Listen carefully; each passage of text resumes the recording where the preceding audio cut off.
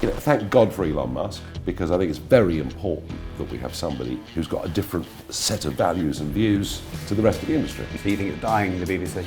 Yes, I think that's pretty obvious. Well, I just don't see how the BBC licence fee can go on the way that it is. Is there this upside swing of the pendulum where now media has become more decentralised? Yes, media's fundamentally changed. Yeah. The absolute dominance of the BBC, for example, in our media landscape is very different. They still have a significant number of followers, viewers, and they still do some things very well. But individual podcasters can have more listeners than the BBC now. Absolutely. Individual podcasters, of course, people with huge social media profiles, traditional television, conventional television is obviously in decline. Newspaper sales are in decline, and yet the one thing that television and newspapers still have is the power to set the national agenda.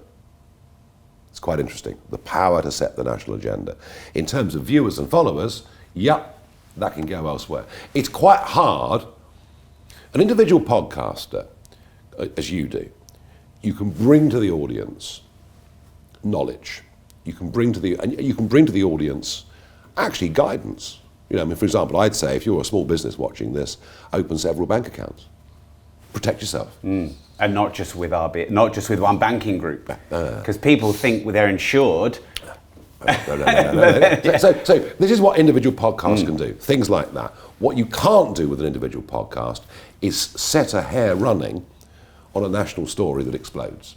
That still comes from the editorials in our main newspapers, and it still comes from the TV providers. That may change in time. So agenda setting is still with the old traditional media. In fact, our newspapers are still incredibly powerful. Incredibly powerful.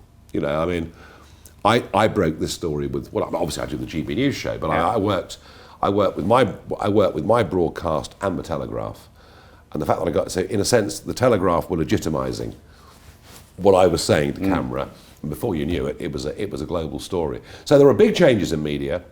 Do you like this move towards a more decentralised media? God, yes, of course. Yeah. Look, it's more free market within media, isn't it? Well, let's face it. My political career would never have taken off without YouTube.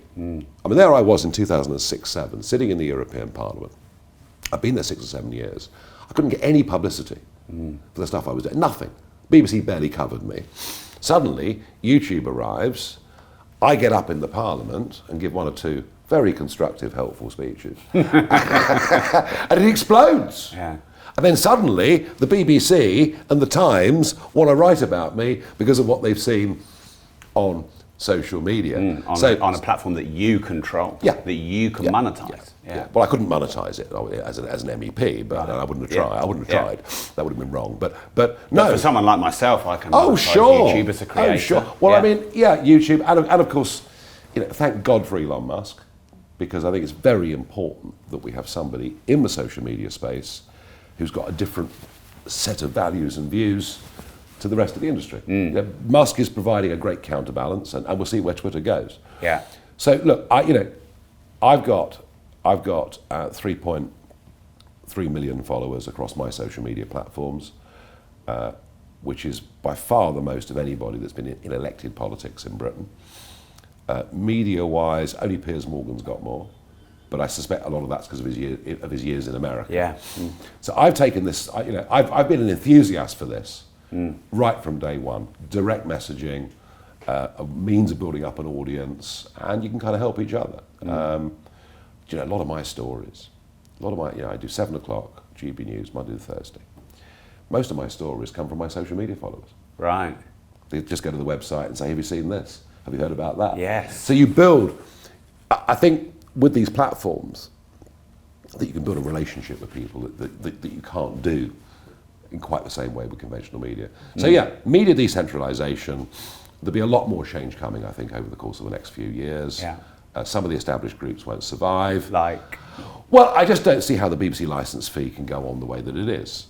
I think historically it served an important role, but I just don't see why the BBC should be able to use licence fee payers' money to bid for football matches against the private sector. I think the private sector can do all of those things. Yeah.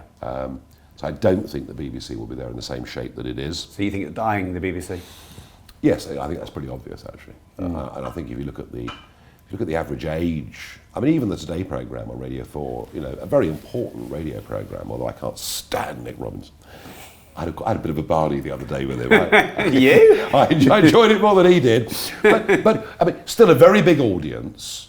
But you look at the average age of the audience, and every 6 months the radar figures come out for radio, and it's down, down. So big changes. So where we're really looking at is, where do the youth go?